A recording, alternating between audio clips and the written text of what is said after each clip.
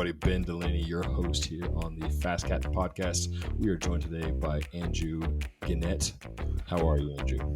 Excellent. How are you, Ben? Just fine. Thanks for coming on to talk cross. Today we're talking 4 key skills to arm yourself for the battle that is cyclocross, and we hope that this would be of benefit to everyone from the never ever newbie racer to people who've been doing the cyclocrossery for years and years.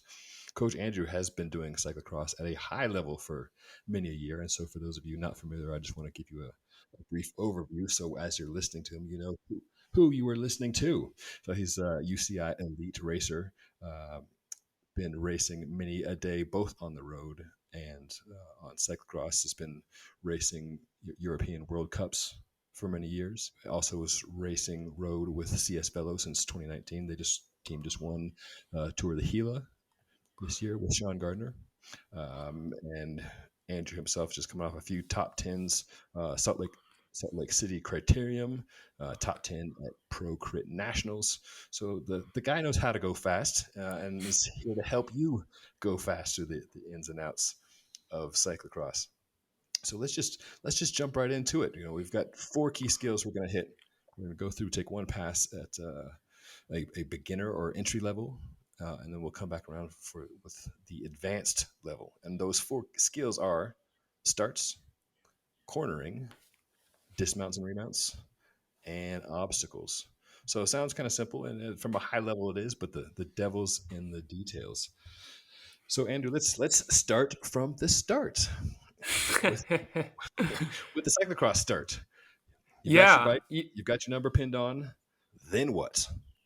Yeah, then you roll over to staging, which is for those who haven't seen a cyclocross race or haven't been to a cyclocross race, they're going to line you all up in a grid, and you're going to sit there and you're going to wait, maybe patiently, maybe nervously, for a official to blow a whistle, and that's going to mark the start of your race. So what happens next is that you're going to sprint from that line with everyone else towards the first corner, and your objective here is to first, get clipped into your pedals quickly if you're riding clipless.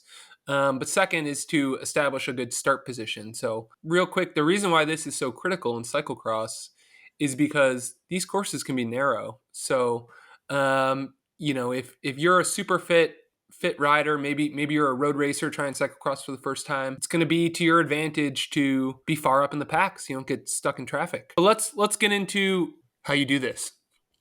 So first step is you got to pick an appropriate gear. So you kind of need a sense of, how far down your cassette you want to go such that when you go to start, you're not in such a hard gear you can't get going.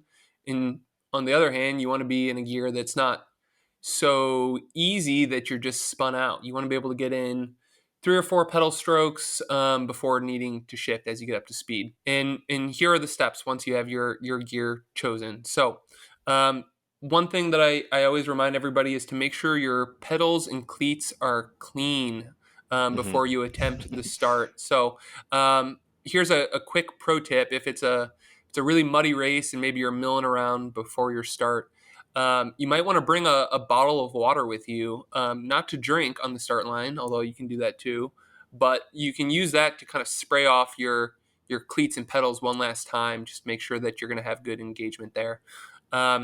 You're going to hop up on your saddle, and you're going to have your dominant foot already clipped in. You're going to position the crank arm at probably 2 o'clock, and you're going to have your non-dominant foot just resting on the ground. Hands in the hoods, eyes forward, and you're going to wait for the official to call 1 minute to go, maybe 30 seconds to go, and then you're going to wait for that whistle. And when they blow that whistle, you're going to push down with that dominant foot that's at 2 o'clock. And as that opposite pedal is coming up, you want to catch it with your foot. Then you'll be clipped in with both pedals, and you can just go ahead and sprint out of the saddle, shift as needed. You're going to get up to speed, and you're going to keep going all the way till you get to that first corner is usually the goal. Now, one important note here is that you're not always going to get clipped in with that non-dominant foot right away. So if that does hapen, here is a really important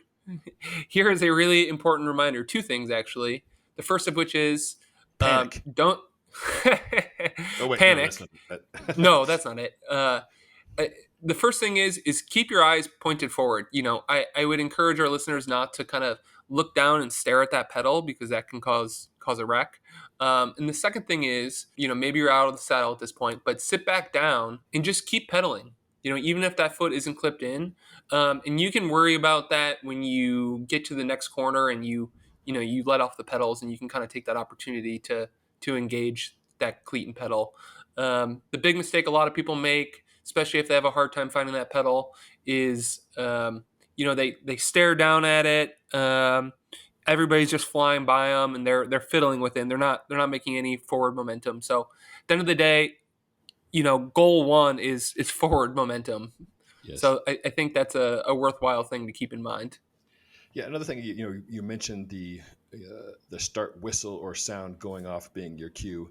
The best time to practice this is not at the start in a live situation when you're playing with live ammunition, but perhaps a few weeks ahead of time at a park with some friends or something, of having a start, even if it's just in your head, and practicing all the mechanics, so that when it comes to race day, this is not the first time you're trying to start quickly. And if you're considering racing cyclocross for the first time, maybe you've already done it a few times. Yes, you know how to clip in, right? You've done it 1,000 times, 10,000 times, a million times. But trying to do something quickly, turns out it can be a different element, especially your bike is getting bounced around as you're rolling over the course. And so I think that's a good tip, that the object, as you say, is forward momentum, right? You're not not being clipped in, although being clipped in helps. When you counsel people to practice, is it better to start off at first by yourself, or trying to simulate a start with some friends or others, as far as practicing that start? Yeah, no, that's actually a really good question. I think step one is doing it on your own. Just go to a park. Think up an imaginary start line, just in a grass field with just a nice straight chute, nice flat park, and just do this on your own, maybe 20, 30, 40, 50 times. And the idea here is that we need to establish good mechanics. We need to sort of make this muscle memory before we introduce distractions. Because Mm, when you're on the start line in your first race, or even on an imaginary start line with all your buddies, um, one of the big challenges is that there's so many things happening around you. Everybody else is also on that start line with you. You're shoulder to shoulder. You're thinking about the whistle. Maybe a bird flies by. You're distracted. You're looking at what gears people are in and kind of second guessing your gear choice. So we want to come to these scenarios already knowing how to dance before we show up at the dance. mm-hmm, Um, mm-hmm, and then yeah, the progression would be to slowly make your practice more race specific. So that's introducing other riders who you can compete against. Maybe having a friend blow an actual whistle at a random time. And if you live in a place where there's not a lot of other cyclocrossers, one tip that you can try is you can either set a timer on your Garmin, or you can buy a little timer. And the idea here is that you have an actual external noise. When this sort of happens randomly, it's just a different sensation than if you're just electing when you're going to go. mm-hmm, mm-hmm. Now, when you do World Cups and elite level races, and I should mention to listeners that Andrew's at the level that he is shooting to be on the USA World Championship team this year. So that's the level of racing he is doing.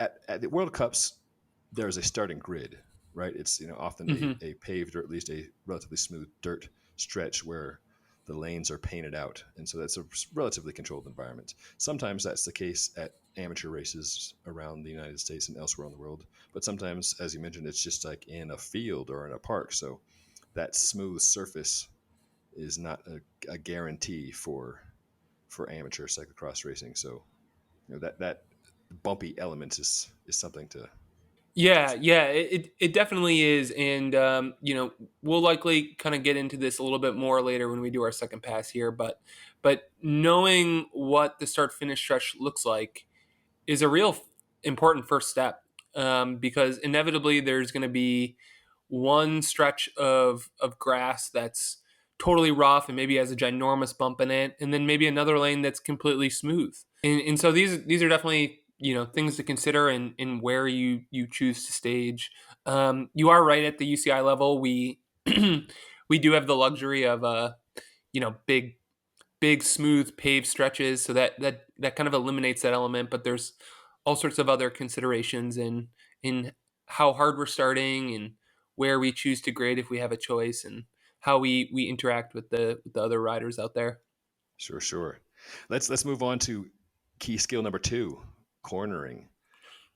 Let's talk about why this is necessary. Maybe walk people through what sort of cornering you can expect in a race, and then how to practice that before someone has gone through and staked the stakes and taped those stakes together. How do you practice Yeah. those tight corners before you Yeah. get to a cyclocross course? Well, I'm going to start off by just preparing our listeners. Cornering, I think, is one of the most important skills in all of cyclocross. I mean, if there's only one thing you'd be able to do, it would be able to corner. And it's also a topic that's just so rich in texture, because there are It could so be its many own types of podcast corners out there. series. Yeah. Yeah, it could be its own podcast series. I mean, there are a million different types of corners out there, and a million considerations for how to approach each of those uniquely. But the basic rundown um, is you're going to be taking a series of grass corners. So maybe they're 90 degrees, maybe a little tighter. And you're going to be off road. You're going to have your cyclocross tires, so you can kind of grip in that grass. And here's what we're doing. So the first thing that's, I think, important to know is that you're almost always going to have to slow down for these corners, or at the very least, they're not going to be as wide as you want them to be.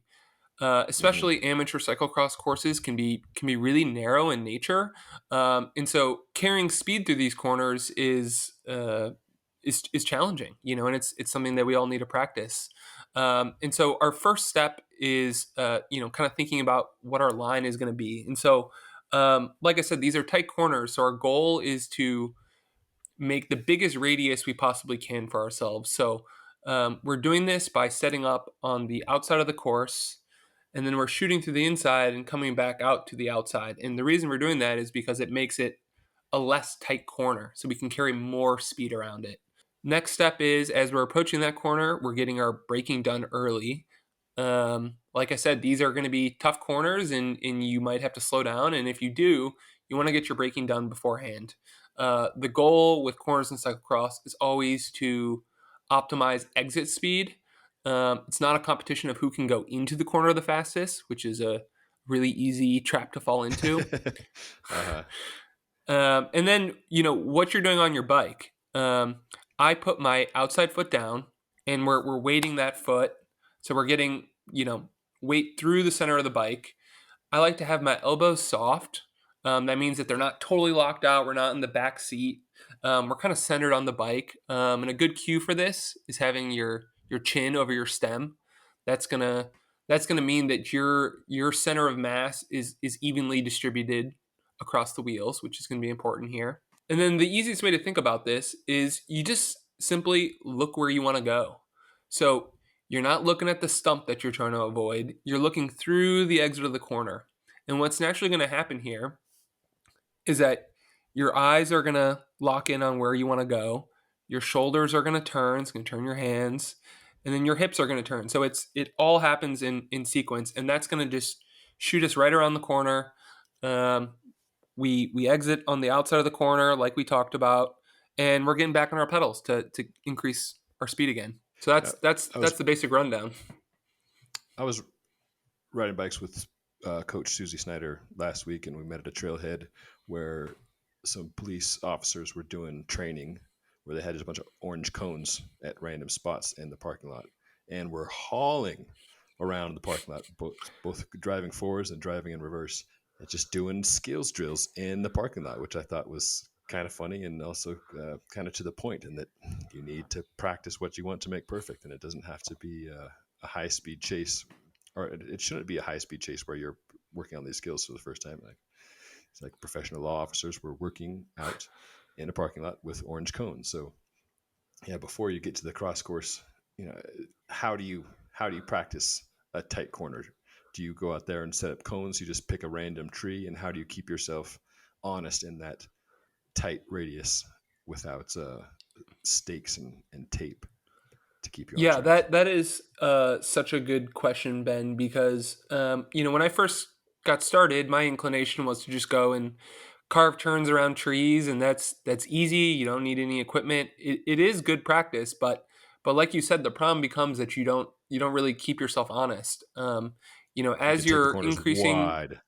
Yeah, exactly. As you increase your speed, you just go even wider. So I do think the best thing to do is to get out a bunch of cones and make like a rectangular stretch for yourself, that represents like the chute that you're going down, the course that you're on, and then make another rectangular stretch parallel to that, and you're going to just practice a u-turn. I think a u-turn is a great place to start. It's a nice arcing corner, so you can kind of feel what's happening in that turn, and I would just do this in flat grass. So flat grass is going to be like the most basic of turns. And the way that I would approach this session is that I would start really slow, and I would do increasing speed through each successive effort. And I Mm-hmm. would push your limit, and I would try and challenge yourself to corner tighter and faster with each effort. And then I would change direction. I would make sure that you're practicing left hand corners and right hand corners, and then as you get more sophisticated, you can kind of make a course for yourself and try all sorts of different corners. Sure. So just approach learning cornering like you would any other type of training where it's a progressive thing, right? You don't start at full blast where you want to end up, but just start at the start and work your way. I have a Yeah, question exactly. about looking where you want to go. I hear you that your body will follow your eyes. And when you're doing a 90-degree corner, coming into the corner, you can look at the exit. But tell us about the steps for a 180, because like, yeah, you're coming into that rectangular box lengthwise, and you're not going to be Yeah. looking 180 degrees behind you. So where do you look as you're entering that corner, and then at what point are you looking at the exit point 100 degrees the other Yeah. direction? Yeah. Yeah. And it's you're always looking to the next thing, right? So, as we're approaching that corner, we start to look towards maybe the outside tape. And that's initially where our front wheel is headed. And then as we can, we want to basically as quickly as we can start looking for that exit. So it's really just a progressive process of slowly turning your head, as you're cornering. Maybe a good way to think about it is your head is always going to be looking, let's say, 20 degrees ahead of where your front wheel is pointed. Mm-hmm. Mm-hmm. Yeah, that's a good rule of thumb. I can visualize that. And one thing I appreciate about cyclocross races is the fact that it's iterative in every event, right? You're doing multiple laps and multiple laps, so you can practicing in the event. Usually, my skills get worse the longer the race goes on. It's like fatigue sets in, but that's a different subject. Let's jump on to skill number 3: dismounts and remounts. Again, another place where people like myself get worse and worse as it goes on. So it's better to practice well ahead of time. So let's start by walking folks through each of those components, getting off at speed and Yeah. then back on the bicycle without a hippity hoppity stair Yeah. step. Right. Yeah. So these are actually really, pretty simple skills, but ones that those of us who haven't done cyclocross before are going to be pretty unfamiliar with. And there's a couple of nuances here that are going to be really critical to our listeners' success.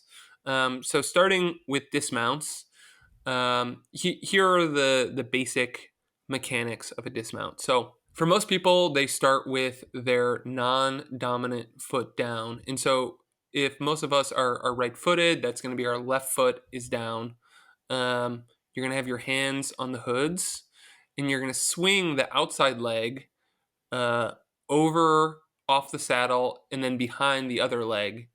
And then here's the really critical part that can kind of make or break this process is I move my right hand from the hood and I bring it to the top tube and I press that top tube up against my hip.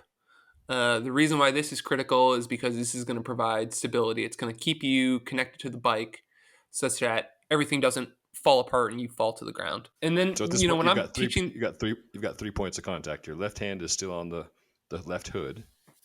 yep, Your left foot is still on the pedal, and then yep, your right hand is on the top tube, and which is pressed against your body. So those are your 3 points of yeah, contact with the bike. yeah.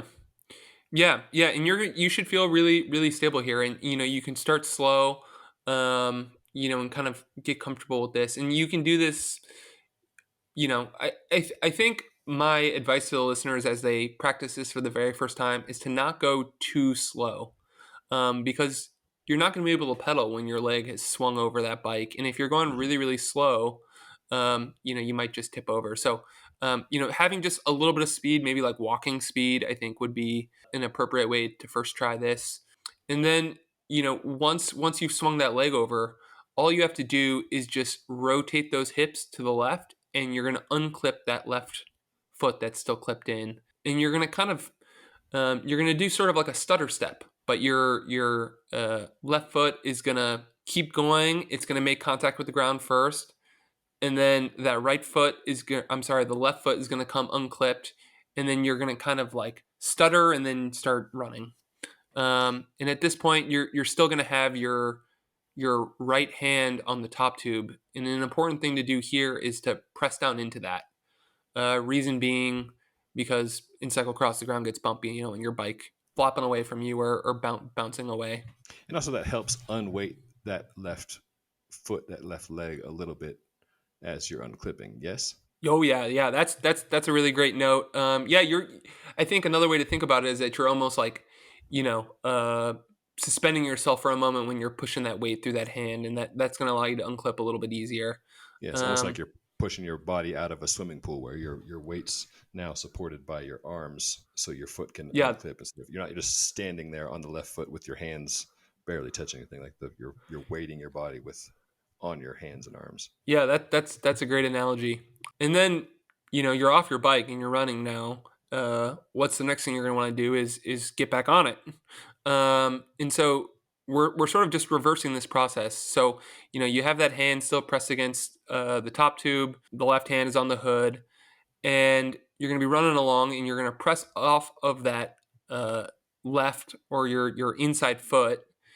And what I like to think about with this is that you're sort of aiming your outside knee for the saddle, and you're gonna bring that knee back and up, and you're going to slide over the saddle with your inner thigh. And I like to keep my eyes forward here. Again, this is kind of just like the starts. We don't want to be staring down at our pedals.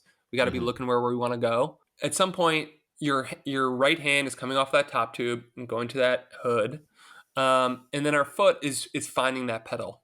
And that's the real mark of perfection, is how quickly you can get that right foot back into the pedal and you can be pedaling again. Because also like starts, the key to cyclocross is all about forward momentum, right? And the sooner we can be back in our pedals and pedaling, the faster we're going to go, the more forward momentum we're going to have. Yeah, cyclocross is almost like, not to belabor the swimming analogy, but yeah, form is and technique are so massive. It's like a lot of other types of cycling. It's not he or she who pedals the hardest necessarily wins. It's he or she who goes the quickest, and often it's how you maintain that momentum, not how you necessarily generate the power to get up to speed that can make or break a cross race. Anyway, we should note that as we jump into skill number 4, obstacles, the reason why you're dismounting often is to jump over a barrier and get back on, or it could be you're coming up to some sort of obstacle that you'd be better off on your feet instead of on the bike, whether that's a steep run up or a slippery off camber section. So let's jump into skill number 4, getting around obstacles. And I guess the devil's in the details. What is the obstacle determines how you're going to deal with it. So let's Yeah, start with a run up, whether that's on the sure. stairs or Yeah. just a steep hill that organizers have thrown in there. Yeah, so one of the things that our listeners are going to encounter when they go to their first cyclocross race is likely going to be some sort of incline that is unrideable. So this could be a super steep hill. It could be a staircase.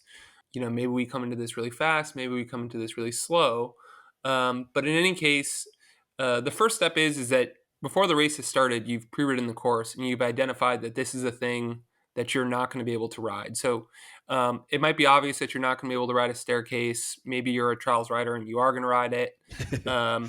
But there are also like more ambiguous situations where there's some sort of steep bank and maybe you can ride it and maybe you can't, and you have to make that decision, or at least I would encourage all of our listeners to make that decision before we get into the race, because one of the most critical things with obstacles is knowing that they're there and then knowing what we're going to do about them. So having a plan in advance is going to make the whole process way smoother. Because something that if you haven't raced a cross course before, you might not know. But it's that we're twisting and winding around, and sometimes these things come out of nowhere. So you need to kind of have some of the course at least memorized and sort of know what sections become or what sections come before others. Maybe you're going to do a left-hand corner and all of a sudden there's going to be a staircase. And if you're not prepared to get off your bike, you're just going to maybe plow right into that. So, but on the other hand, if you've pre-ridden before, you've sort of identified that obstacle's there and there's a corner right before, you might even dismount before the corner. So I think the lesson here is have your timing figured out and have a plan. Have a spot in your head where you're going to dismount, because we want to carry a lot of momentum into these things, and we don't want to be surprised. So have a plan to get off, do that clean, smooth dismount, and then the next step in this whole thing is what happens next. You got to get up this freaking bank or this staircase. And so the skill that's sort of inherent in this is carrying your bike. That's also a thing that is probably going to be a little bit unfamiliar to our listeners. And there's a couple of different ways we can do this. The most basic of which is that we do what's called a suitcase carry. So a suitcase carry is where we've dismounted, we have our left hand on the left hood, and we have our right hand on the top tube, and we simply lift that bike up in the air, and we just run with it. And you could also even push it. Sometimes you're not even going to lift it up. So if it's if it's not too steep of a hill, you're going to just run alongside your bike while you're rolling your bike. If it's sand, for instance, would be a different example. You never want to push your bike through the sand because your bike's going to get covered in sand and it's actually going to slow you down. So you just want to lift that up. The second, and I think slightly more complicated technique, is that you're going to shoulder your bike. The times when we do this mainly is if we are going up something really steep, and we can't lift our bike high enough without it bumping into the thing in front of us, or we want to have access to our left hand. That's going to be one of the big advantages to shouldering the bike, is that we free up a hand to either grab course tape or grab a tree or claw at the hillside for balance. What this is going to look like, this involves an extra step. So maybe you have your hand on your top tube and your left hand on your hood. There's a couple ways you can go about this. You can either pick up your bike from its top tube and then throw it over your shoulder. And then you're either going to stick your arm under the top tube and grab your drop, or you're going to go around the head tube and do the same thing. You're going to grab the handlebar.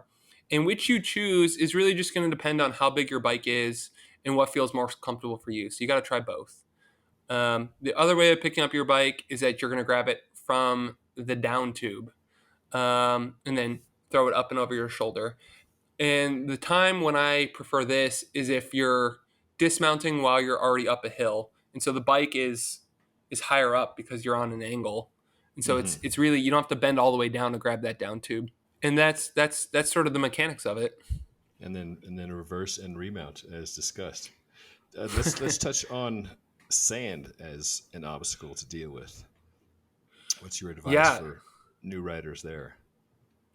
Yeah, well, I think the most important thing is practicing this skill. And being able to anticipate how much your bike is going to slow down and what your bike wants to do. And what your bike is going to want to do if you just ride as fast as you can into sand is for the front wheel to just dig in and for you to fly over your handlebars. So um, I And while suppose entertaining step for fans, one. is that's not the object for you. Yeah.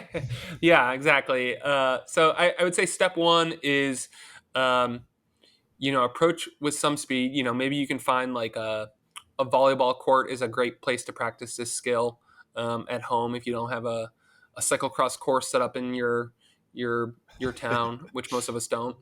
Um, an approach with some speed, and if it's never been ridden before, there's not going to be any ruts or any lines, and so you're just going to be going into like deep, fluffy sand, which is going to slow you down a ton. And so what you need to do is you need to keep your weight back.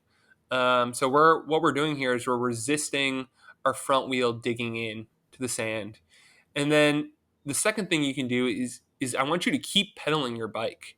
I want you to kind Hmm. of push yourself into that back seat and just keep pedaling fast and hard because your momentum is slowing down.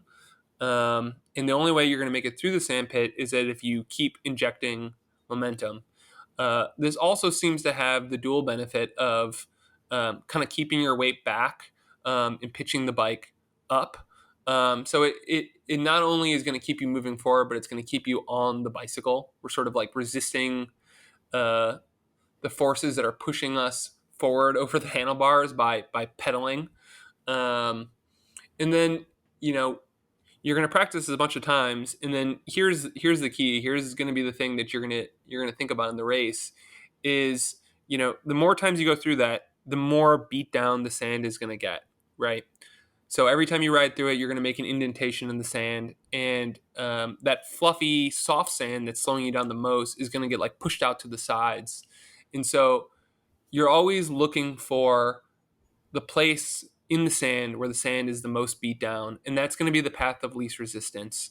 And so whether it's in a race or whether it's you who've made those ruts and you're just practicing, try and focus on, as you're going through your sand pit, staying in that path of least resistance. And that's oftentimes going to be the key to making it through a sand section, is kind of following these snakes of beat down sand.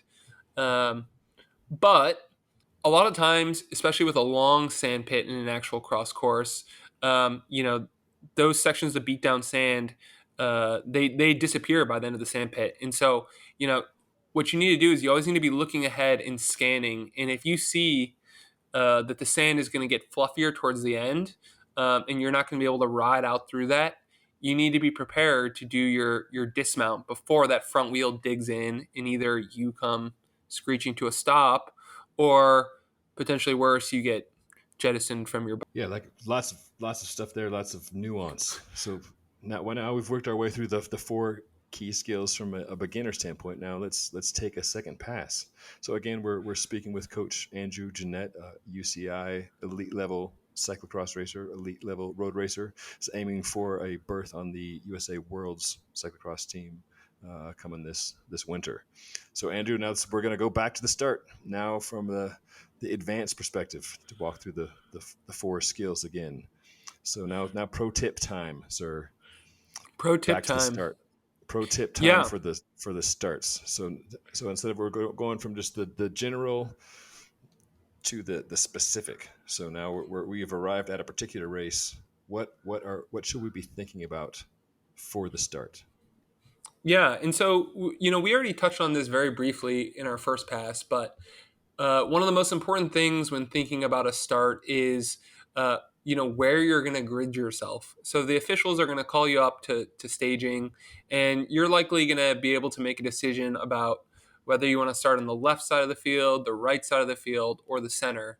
And each of those paths is going to correspond to sort of like a lane in the start chutes. These start chutes are going to be nice and wide.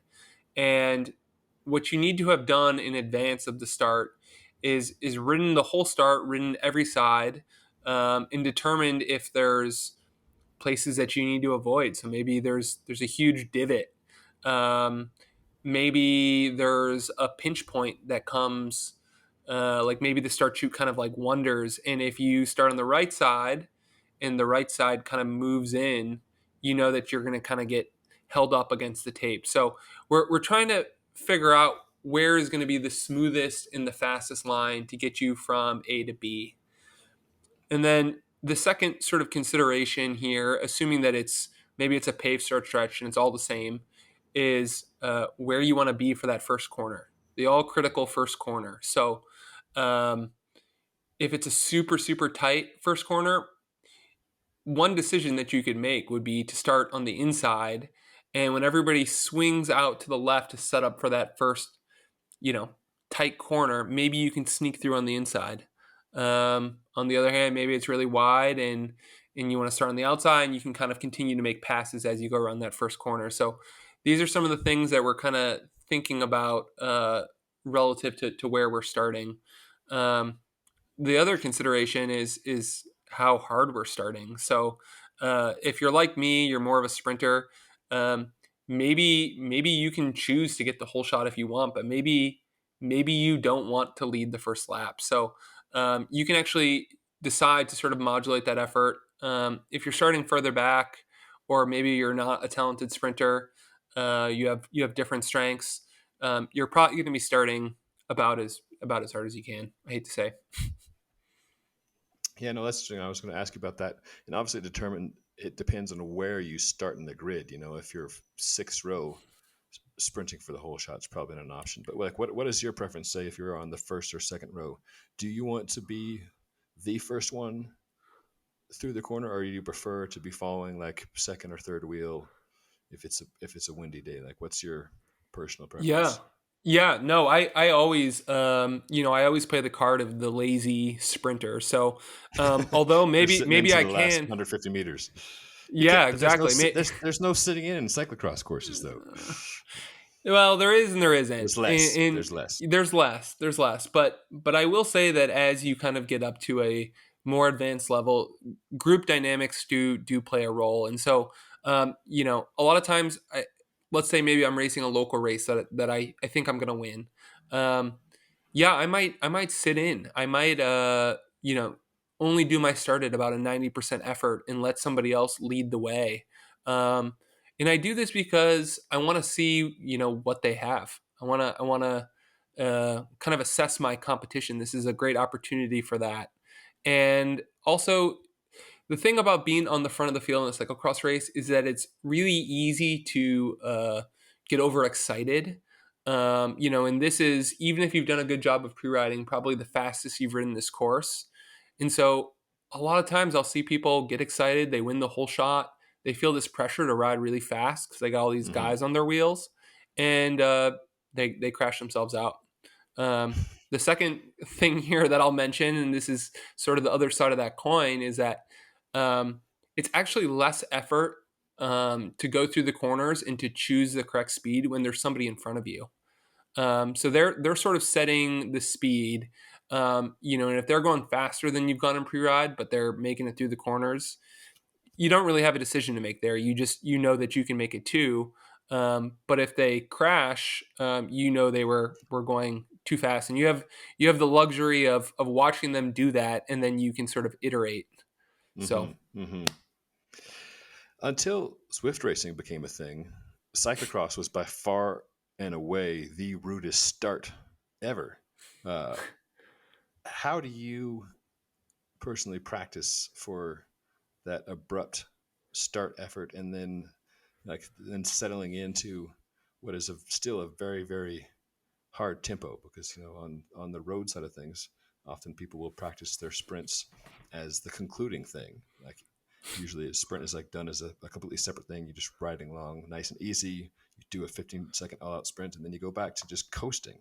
And just coasting is not what happens at the start of a cyclocross race. So no, you talked about the mechanics of the start, but tell me about like the physiological training practice that you do to, like, yeah, even if you said you're going only 90%, you're still giving it some stick yeah, you're still because you going have to, dang and hard. then you You do. have to settle into still hard. So how do you work on Y- that in your own practice?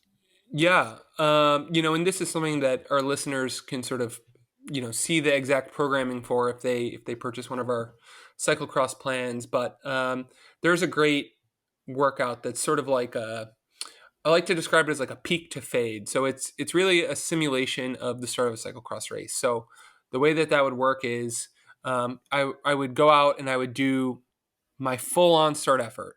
I would do maybe 10 to 15 seconds as hard as I can. And then I would reduce the effort for the remainder of that minute. So maybe for 45 or 50 seconds, I'd go down to sort of VO2. And then for another few minutes, maybe up to a set of 8 minutes total, I would drop down again to threshold because this is going to be what our race pace is. And I think this is both an important workout for your psychology and for your body. We're training maybe like a lactate clearance component here, but we're also training our minds to be able to understand what these sensations are going to be and to be able to calm ourselves, take control of our breath, and then settle into the appropriate pace. So it's really just kind of practicing that first lap of a cyclocross race. We're doing the same thing, but we're doing it controlled and in training, and we're doing it at wattages that we know we can do, and that sort of culminate into what our threshold is. So this is also teaching you uh, pacing as well, right? So I talked about that rider who gets the whole shot and they get really excited, and maybe they ride above their threshold, they ride over their heads, and inevitably, you're gonna crash. If that happens, there's no more blood going to your head anymore. It's all going to your legs, and that's no Uh-huh. good for cyclocross. It's a rude sport, but it's also a thinking man's discipline. So you need to kind of have your wits about you. Now, listeners, if this seems like a lot to you, it is, but it doesn't have to be. And as Andrew mentions, we've got some great cyclocross plans, and one in particular I'd like to mention is the 6 weeks till cyclocross plan that breaks down the complexity into simple, manageable chunks. There's plyometrics drills, there's techniques drills, there's cyclocross specific running training, there's the sprint starts, there's all the elements broken down piece by piece, so you don't have to get overwhelmed by all of it. You can just work methodically through the progressive training. So that 6 weeks till cyclocross plan is worth checking out if you want to get the pro guidance day by day. So Andrew, let's go to skill 2, pro tip, advanced level cornering. What? One of my absolute favorite topics, and again, one that I could talk about all day. And so I would say like the next level in your progression, maybe you've been racing cyclocross for years and you want to continue to improve your cornering, which we can all do infinitely and forever. So no matter how good you are, you need to be working on your cornering. It's such a nuanced thing, and we can all continue to get better at it. Um, so the second layer of the onion here is what you're doing with your weight distribution. So I think about this in two planes. So I think about it forward to backward. So in other words, like how much we're weighting our front tire versus our rear tire. Then I'm also thinking about where my mass is side to side relative to the bike. So to first address the forward and backward of it, let's say we're doing the dry, kind of grippy, grassy corner that we talked about, in our first pass through here. So what am I doing with my weight? How am I modulating my weight? So the first thing is that as I'm entering that corner, I'm weighting that front wheel, and specifically, I'm pushing through my inside hand to lean the bike over, maybe. And we're kind of digging in with the tread of that front tire to get grip. And then, as I'm going through that corner, I'm kind of pushing myself more upright to bring weight over my rear wheel. The reason I'm doing this is so that when I'm pedaling out of that corner, I have max traction. And so, we're always going to be sort of adjusting our weight forward to backwards in cyclocross. And if it's a wet corner, for instance, um, you know, we're actually doing something a little bit different. We're kind of weighting both of the wheels evenly, and maybe we're weighting the front wheel only gingerly, because if there's not traction for us to dig that front tire in, if we push through that, it's just going to slide right out. Hmm. So there's different scenarios here that we have to kind of prepare ourselves for. And that sort of brings us to that kind of second element of the side to side weight distribution. So again, let's start with a dry kind of grippy corner. I'm pushing through that inside hand. I have my weight on my outside foot, and that bike is leaning, and that's going to allow me to kind of carve a tighter radius. And I'm able to do this because there's good traction. Now, cyclocross doesn't just happen in dry and grippy conditions. It could happen in dry and slick conditions. So if it's like really dusty and maybe all the grass is gone in the corner, you're probably not going to be able to dig in. Maybe it's like a loose over hard situation, or almost the complete opposite, but the same effect is, maybe it's really rainy and slick. And in these scenarios, again, if we try and dig that front tire in and we try and lean that bike over, the bike's just going to wash right out. So what do we do in these situations? Well, we are actually going to keep the bike more upright. And so we're going to do the opposite thing side to side with our body, which is we're going to kind of lean our body and keep our bike upright. We're going to kind of keep light pressure on our hands. We're still going to have that pressure through that outside foot, but we're going to keep ourselves balanced between the two tires, and we're going to keep the bike upright, which actually might even sort of initiate an intentional slide, but it's going to keep the bike upright, and prevent you from sliding out and hitting the ground. How about making a game time call or pre-game time call for tight corners, particularly when it's wet, when it's faster to hop off and just fast foot run it than it is to try to Yeah, slowly maneuver it. Like how how does yeah, that calculation work? You just try it a few times in pre-ride in both scenarios and see, or I mean, I know yeah. it's difficult to have a rule of thumb for such a vague thing, but it what's your it is, process but when you're pre-riding? yeah, no, I love that you brought that up. And so one of the big considerations for me, and this is as close to I think a rule of thumb as you're going to get, is if I can continue pedaling through the corner, if there's enough traction for me to actually continue to create momentum, I'm probably going to stay on the bike. Now, if I go to make that corner and my rear wheel's spinning through the corner, that's going to be the scenario where I get off and run. So, when it's really muddy, you're going to have to take even less of a tight corner. So that's going to be a scenario where maybe you have to stay on the outside of the course to look for the little bit of grass that's left and keep pedaling, which is good because you're going to be continuing to pedal and you're going to be going fast. You don't have to remount your bike. But the thing that I'm thinking about there is that if I can jump off before the corner and run the tightest radius around the inside of the corner, maybe I'm going to be going way faster than even the guy who stayed on his bike and continued pedaling. And I'll tell you guys just a really quick anecdote here. The first time I went to Europe, uh, I had this. I almost want to call it an American mentality of wanting to ride all these super tough features and wanting to have the pride of staying on my Did you clear it, bike. bro? Did you clear it? Exactly. And, I worked so hard to be able to ride every inch of the course. And, sometimes I was successful and other times I wasn't. But what I would always do after the fact is sort of, if I couldn't ride something, I'd sort of beat myself up about it and wonder like how I could be better and how I could ride these things. And I felt that way until I would watch the replay, Mm. and I'd watch, guys like Vanderpool or Van Aert, at the very front of the race, they don't even waste their time with these tricky corners. If there's any shadow of doubt that they're going to slide out or they're not going to make it around that corner, they're not going to have traction, they just get off and run.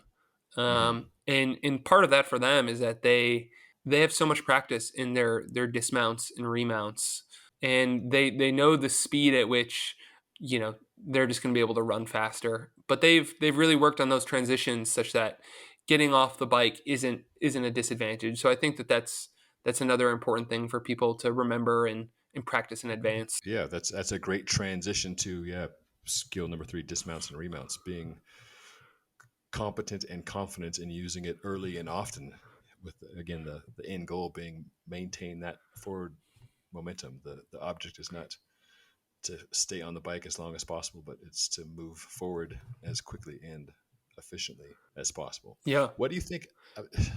Just want to pepper you with more personal questions.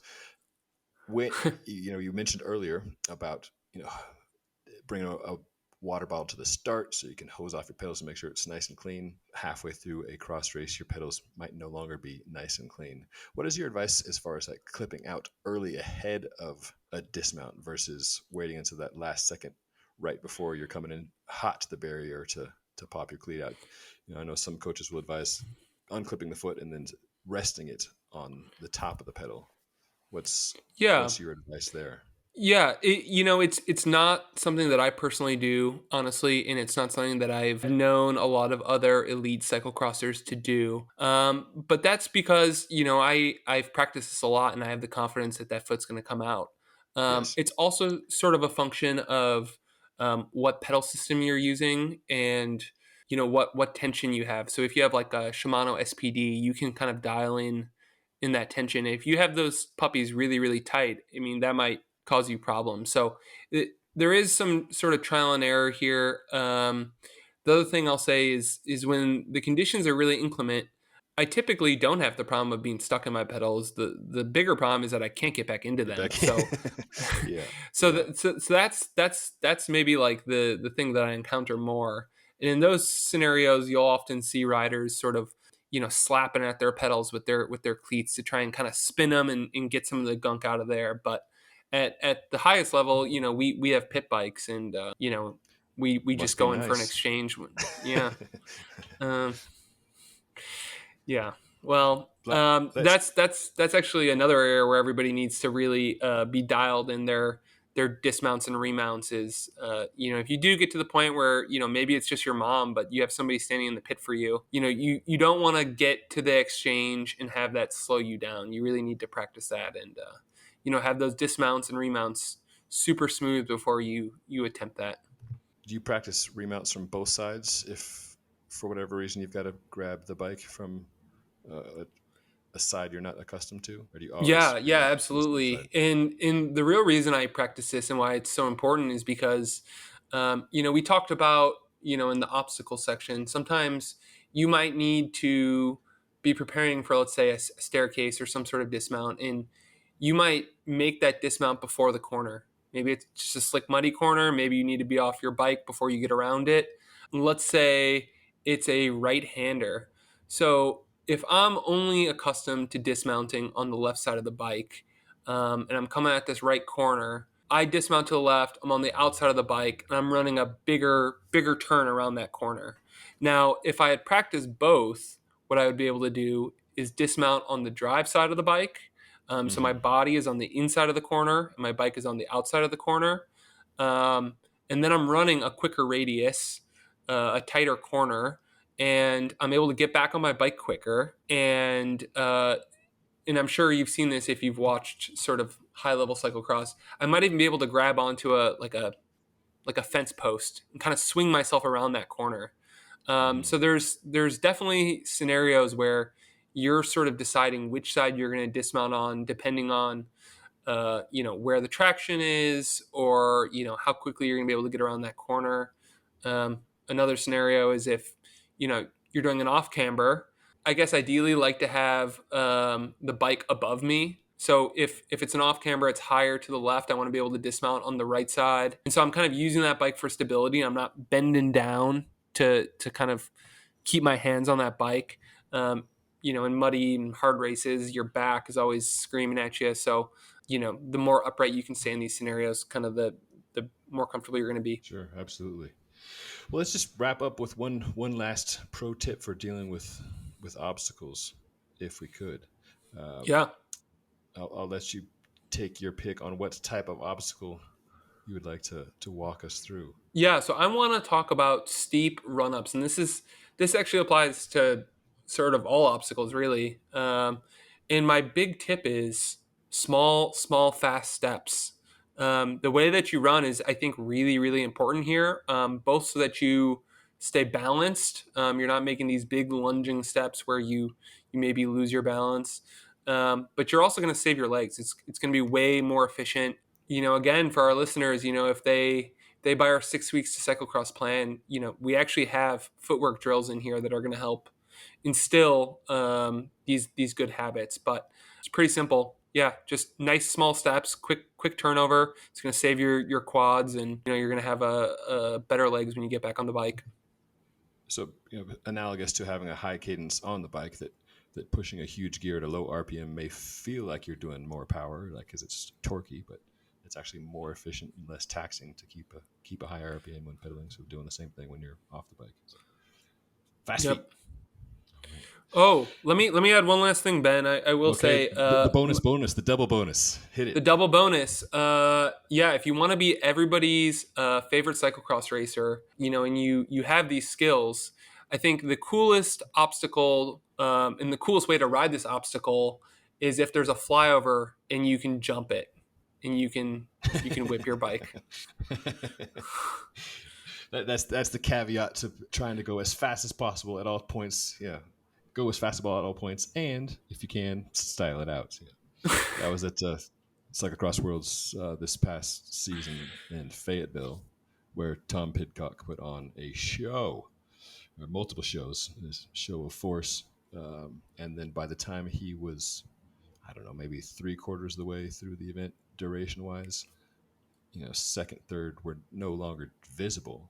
And yeah, there was a big, not a jump, but like a big ramp that he turned into a jump. And yes, agreed. The crowd loved that. Watching the world's best, not just power away, but whip that rear wheel out.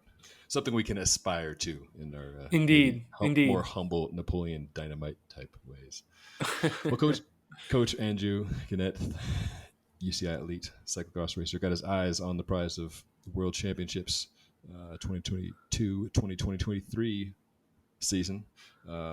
If you want to get your cross to the next level, look the man up. You can find him on FasCatCoaching.com, where, as you mentioned, there's the 6 weeks till cyclocross plan you can buy, and his personal services you can enlist. So, Andrew, this has been fun. Thank you for the tips, the skills, and the drills. We appreciate you, and we'll speak with you soon. Thanks, Ben. Listeners, we will be back next week speaking with Coach Isaiah Newkirk, talking about the Tour de France Femmes. Isaiah and the other coaches work with Human Powered Health, the women's world tour team, who is competing in that race. So we'll be digging into their data, looking at the ins and the outs and the massive workload that race entails. So until then, I'm your host for this week, Ben Delaney, and for Coach Andrew Giniat. We thank you for listening to the FasCat Coaching Podcast.